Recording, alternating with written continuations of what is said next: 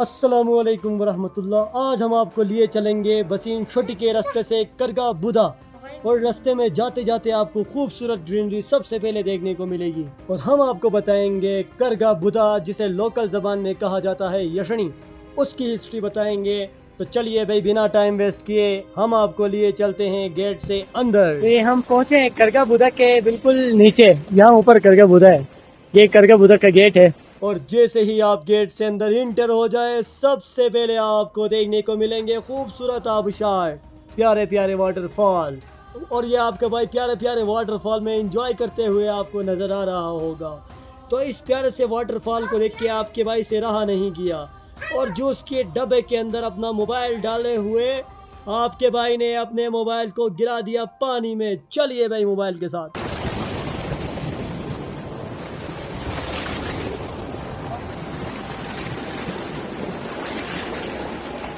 गिलगित की तारीख। आज हम गिलगित बल्तिस्तान की एक कदीम तारीख के हवाले से आपको बताएंगे। इस कदीम तारीख के बगैर गिलगित की तारीख अधूरी है।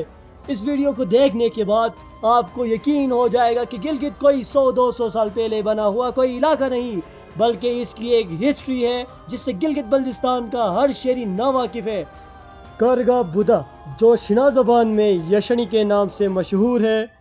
करगा बुदा एक आसार कदीमा का मुकाम है जो गिलगित के मगरिब के सिम 9.7 किलोमीटर पर वाक़िया है। और आसपास के मुकामात की अगर हम बात करें तो नपूर और छोटी इसके बिल्कुल करीब के इलाके हैं। इस यशनी के बारे में आपको तो बहुत सारों ने बताया होगा, लेकिन इसकी मेन एक चीज़ है आज मैं आपको जो बताने जा रहा हूँ। ये यशनी जो है, इसके ऊपर बहुत पुरानी आबादी होती थी, जहाँ पे आसार कदीमा भी है, आप लोगों ने सुना होगा।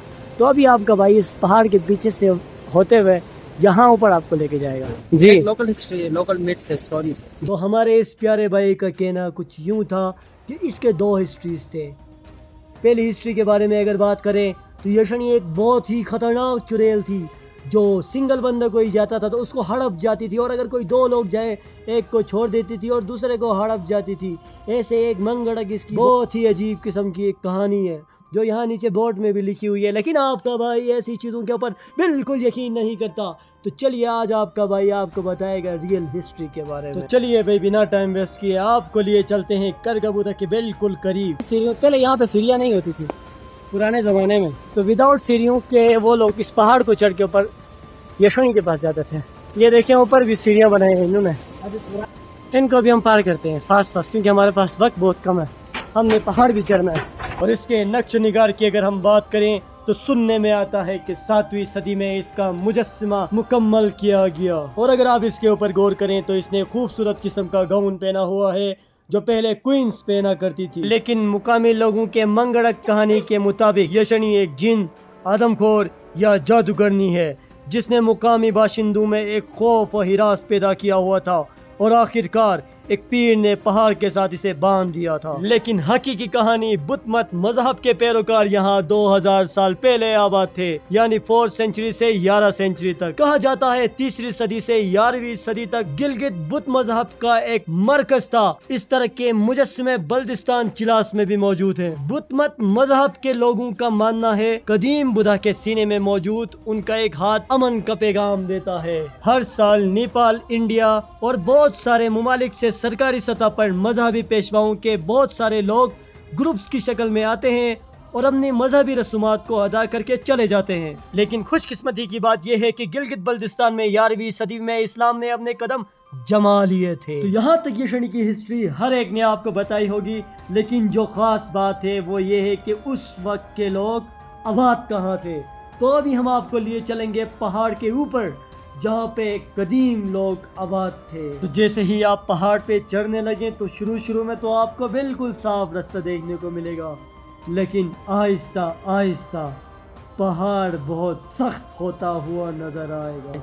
ये प्लेन जगह है, ऊपर कुछ आबादी वहाँ पे भी थी और वहाँ पे बहुत सारे निशानात थे पुराने ज़माने के, लेकिन पहले हम यहाँ ऊपर जाके इसे देखेंगे। अगर आप नीचे से ऊपर आना चाहें तो ये रास्ता तो फिर भी ठीक है, आप यहाँ तक आ सकते हैं, लेकिन यहाँ से ऊपर बहुत मुश्किल है। मैं आपको पहले बता दूँ, यहाँ से ऊपर बहुत ज़्यादा रिस्क है, क्योंकि देखिए आप ये पहाड़ जो खड़ा है ना, इस खड़े पहाड़ से होकर जाना है, ये बहुत रिस्की रास्ता है। यहाँ पे अगर आप लोग स्लिप हो गए समझ लिया आप तो बढ़ गए।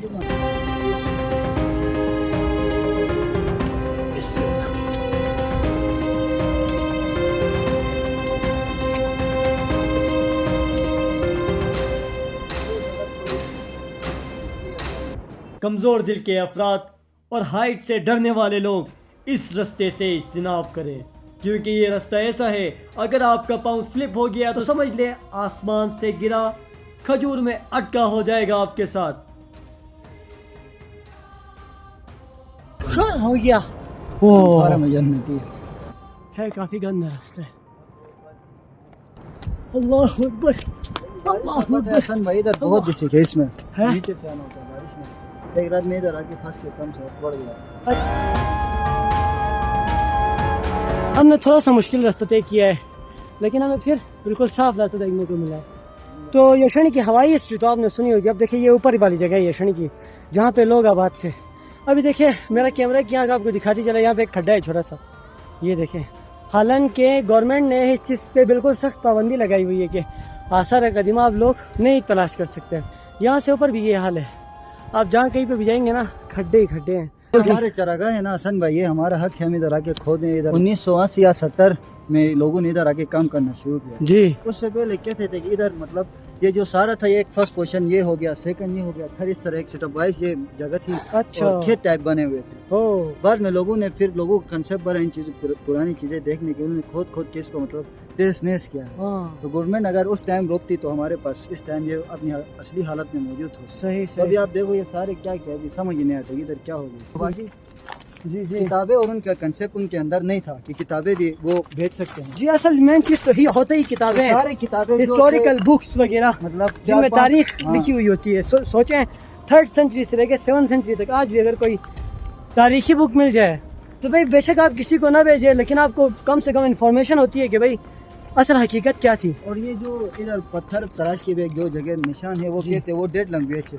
और जी। किताबों का ये है कि बहुत बहुत मिले थे हसन भाई, कम अच्छा। से कम मतलब एक पूरा दफ्तर एरिया के ऊपर हाँ बहुत सी मतलब किताबें मिली थी। तो लोगों को इतना इल्म नहीं था, उन्होंने फिर उनको क्या किया है, जला के चाय बना के पिया है। कि सच में ये बहुत तल्ख हकीकत है कि यहाँ पे लोगों को बहुत सारी किताबें मिली थी। हाँ इधर तो इतनी किताबें मिली थी कि बंदा हफ्ता 10-10 दिन कुछ तक। लोग नीचे आए, उन्होंने कहा कि हमें बुक्स मिली थी, हमने उन पे चाय बना के पिया, कदीमी बुक्स। तो फिर दूसरा ग्रोह ऊपर आया, उन्हें जब बुक्स मिली उन्होंने कहा हम भी चाय बना के पियेंगे, इस तरह उन्होंने सारी भी चाय बना के पिया। तो ये एक ट्रेंड चल रहा था तब चाय बना के पीना। बाद में सुनने में आता है कि एक बंदा एक बुक लेके डाउन साइड गया, वहाँ पे जाके उस जमाने में करोड़ों के रुपए की वो बुक वो फरोख्त करके आया। तो अब लोग बहुत ज्यादा तलाश में है कि भाई अब बुक्स मिल जाए। और सीन ये होता था कि उस टाइम इधर खोदने पे पाबंदी थी जी। तो लकड़ियाँ अगर जलाया तो वो धुआं होता था उससे। तो किताबें उनको मिल गई, वो भी खुश हो गई कि भाई इससे तो धुआं भी नहीं निकलेगा। खुश और ये खुश तो किताबें। कुछ किताबें हैं, इनको जलाने में भी आसानी होगी। तो लोगों ने रख के सारा कुछ जलाए हैं। हाँ हाँ ये देखें, ये सारी जगह खुदाई की हुई है। अगर आप लोग थोड़ा सा फोकस करके इस जगह को देखें तो हर जगह की खुदाई है। ये तुम्हारे भाई की जालियां हैं। ये देखें, यहाँ पे मतलब लोगों ने काफी ज्यादा खजाने की तलाश की है इस जगह। जी जहाँ भी आपको ऐसे पत्थर में जो निशान वगैरह है, इसका मतलब है कि इधर मटका है। अच्छा। चाहे वो बड़ा भी हो सकता है, खाली भी हो सकता है। स्पेशली पुरानी आबादी जो थी ना वो नपुर की आबादी थी। ये आगे नपुर का एरिया है ये सारा। उधर वो कहते हैं वो मतलब उसमें मेरा खुद एक्सपीरियंस है कि उधर वो जंगी जो चीजें नहीं है। जी, नहीं है। और वो ये देखें, ये किसी मटके का टुकड़ा है। इनके अंदर सोना चांदी जो कुछ भी रखते थे इनके अंदर रखते थे। आज देखिए पूरी जगह पीछे खोदी हुई है, यहाँ पे कोई भी ऐसी जगह नहीं है जिसे छोड़ा गया हो। लेकिन यहाँ पे मिट्टी इतनी ज्यादा है कि यहाँ पे तो पहले कहते हैं खेत हुआ करते थे। ये स्टेशन के हिसाब सही है ये। बिल्कुल। एक सेटअप 2-3 सेटअप इस तरह ऊपर जाके सब होते होते मतलब सेटअप है। बिल्कुल बिल्कुल बिल्कुल। ये देखो हसन भाई। ये क्या है दिखाओ जरा। और है कुछ न कुछ तो ये है, क्या पता वाशरूम हो ये उनका बना हुआ। नहीं यार मशरूम का कंसेप्ट नहीं था। उड़ो रहा है जमाना उड़ो रे तेज तेज चलते हैं भाई। ओए ओए यार हसन भाई रास्ता उस तरफ है यार, जाते ना हसन भाई। बस अल्लाह हाफिज साहब। टाटा भाई, यहाँ से उस तरफ है भाई। भाई भाई चलो चलो चलो। ओए बच गए यार। बच गए। लिहाजा ये कहना दुरुस्त है कि गिलगित में वाक़िया करगबूदा का ये मुजस्समा न सिर्फ हमारे खित्ते की कदीम तारीख का मज़हर और फ़न तामीर का एक शाहकार है, बल्कि गिलगित बल्तिस्तान की तारीख का एक अनमोल निशान और अमन व मोहब्बत की एक अलामत भी है। बिठाओ भाई, कोई शिकार बिठाओ। इसकी बात ये देखिए, ये पत्थर जो है ना वहाँ से क्रैक होते होते यहाँ से आगे बिल्कुल ये हल्का है, किसी भी टाइम ये नीचे गिर सकता है। इसको आप नोट कर लें। इसके नीचे यशनी बनाई है। अब यहाँ पे जाने की कोई जगह नहीं। अगर हम यहाँ नीचे जाएं तो फिर हमें रेस्क्यू के लिए हेलीकॉप्टर चाहिए होगी, क्यों बस भाई। देखिए यशनी के ऊपर कभी आप लोगों ने सोचा होगा क्या होगा, तो आप यशनी के ऊपर आ जाएं। ये है देखें, सिलसिला चारों तरफ और बीच में हम हैं, पहाड़ी सिलसिले चारों तरफ और बीच में हम हैं, मिसाले गोहर नायाब, हम पत्थर में रहते हैं। और चारों तरफ खूबसूरत पहाड़ देखने के बाद हमने थोड़ी बहुत मस्ती भी की भाई। ज़रूरत इस अमर की है कि हुकूमत गिलगित बल्तिस्तान, हुकूमत पाकिस्तान इस आसार कदीमा को दुनिया भर में मुतारिफ करवाए, जिससे बैनुल अक़वामी सियाहत में इजाफा होगा और गिलगित बल्तिस्तान को बहुत सारा फ़ायदा होगा। तो मिलते हैं किसी नेक्स्ट वीडियो में। अगर आपको वीडियो पसंद आई है तो वीडियो को लाइक करें, कमेंट करें और अपने गिलगित बल्तिस्तान के भाइयों से, अपने पाकिस्तानी भाइयों से, अपने हिंदुस्तानी भाइयों के साथ शेयर करें। Thank you so much for watching. अल्लाह हाफिज़, बाय बाय।